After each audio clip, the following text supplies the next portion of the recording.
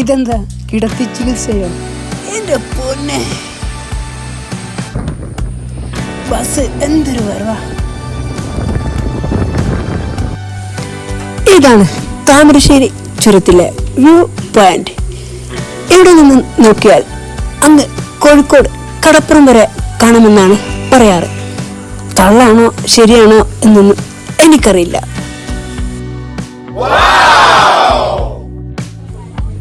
ഇതാണ് നമ്മുടെ വയനാട്ടിലെ ബാണാസുര ഡാം.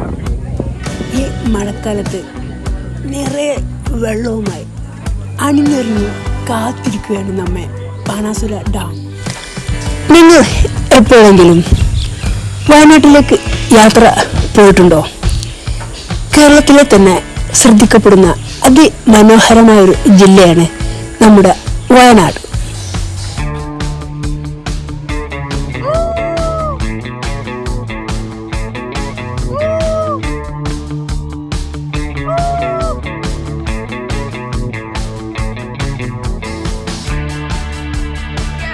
ആക്ടിവിറ്റികളുള്ള മനോഹരമായ ഡാമുകളും അതുപോലെ സുന്ദരമായ വെള്ളച്ചാട്ടങ്ങളും തേയില തോട്ടങ്ങളും ദൂരെ അതിമനോഹരമായ മലമടുക്കുകളുമുള്ള സുന്ദരമായ ഒരു ഗ്രാമമാണ് നമ്മുടെ വയനാട്. വയനാട്ടിലേക്ക് എത്തിച്ചേരാൻ കാനന പാതയായ നമ്മുടെ താമരശ്ശേരി ചുരം കടക്കണം.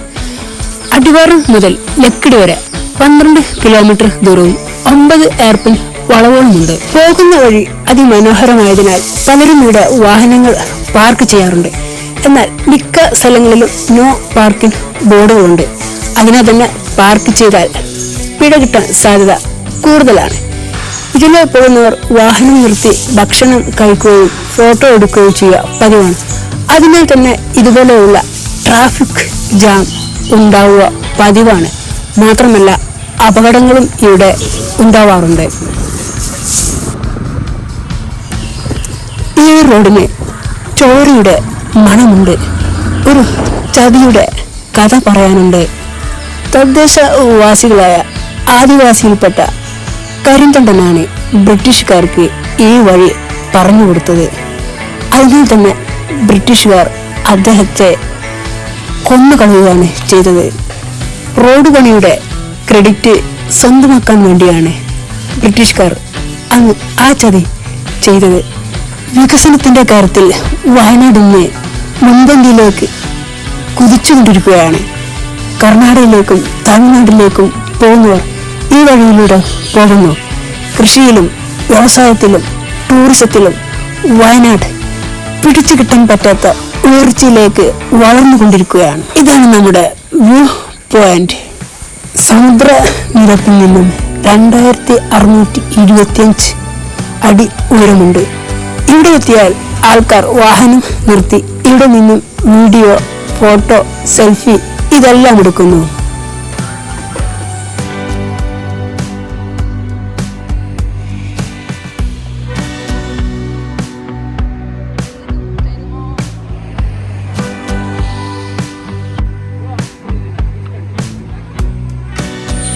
ഇവിടുത്തെ കാഴ്ച കണ്ടാൽ ഇവിടെ നിന്ന് പോവാൻ തോന്നില്ല.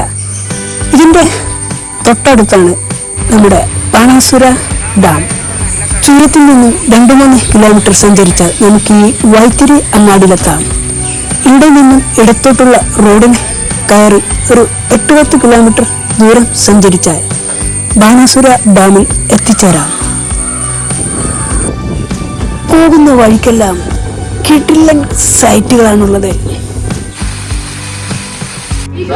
ഇവിടെ ടിക്കറ്റ് ഓൺലൈൻ വഴി ഒന്നെങ്കിൽ ഗൂഗിൾ പേ അല്ലെങ്കിൽ സൈറ്റ്. ഏത് സൈറ്റാ സാറേ? ഈ സൈറ്റാ www.keralahighlighttourism.com. അപ്പോൾ പിന്നെ സൈറ്റിൽ കയറിയിട്ട് ടിക്കറ്റ് ബുക്ക് ചെയ്യുക. ഒരാൾക്ക് 40 രൂപയാണ്.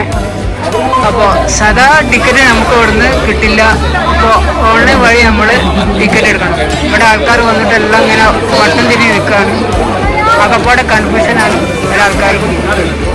അപ്പോൾ ടിക്കറ്റ് ഇവിടുന്ന് കിട്ടില്ല. ഓൺലൈൻ വഴി ടിക്കറ്റ് ഇവിടെ വന്നിട്ട് ബുക്ക് ചെയ്യുക, അല്ലെങ്കിൽ അവരെ സൈറ്റിൽ കയറി ബുക്ക് ചെയ്യുക. ടിക്കറ്റ് കൗണ്ടറിൽ നിന്നും കുറച്ച് ദൂരം നടക്കാനുണ്ട്. നടക്കാൻ താല്പര്യമില്ലാത്തവർക്ക് വാഹന സൗകര്യമുണ്ട്. അതിലൂടെ മുകളിൽ എത്തിച്ചേരാം. പ്രായമുള്ളവർക്കും കുട്ടികൾക്കൊക്കെ കയറിപ്പോരാൻ ബുദ്ധിമുട്ട്. ഇതുപോലെ താഴെ വണ്ടി വരും, അതിൽ കയറി പോന്നാൽ മതി. നടന്ന് മുകളിലെത്തിയാൽ ഏതൊരാളെയും അമ്പരിപ്പിക്കുന്ന മനോഹരമായ ദൃശ്യമാണ് ഇവിടം.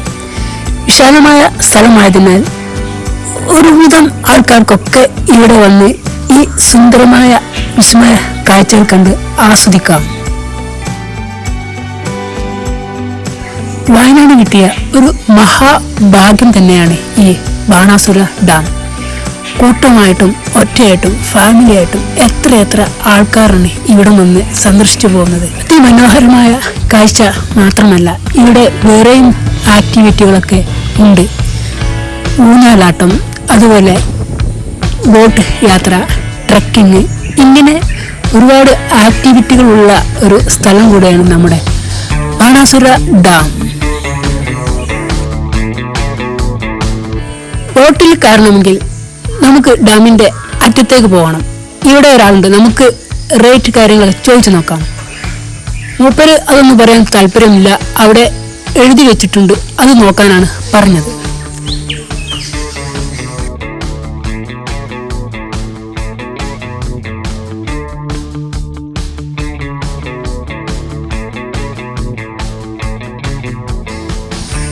മഴക്കാലമായതിനാൽ ബോട്ടെല്ലാം മഴ കൊണ്ട് കുളിച്ച് നല്ല റെഡിയായി നിൽപ്പുണ്ട്. ബോട്ട് യാത്ര താല്പര്യമില്ലെങ്കിൽ ഇവിടെ നല്ല ഊഞ്ഞാലാടാം. നല്ല രസമാണ് ഇവിടെ ഊഞ്ഞാലാടാൻ. 1, 2, 3 ഊഞ്ഞാലല്ല, ആ കാണുന്ന മിക്ക സ്ഥലങ്ങളിലും ഊഞ്ഞാൽ കെട്ടിയിട്ടുണ്ട്.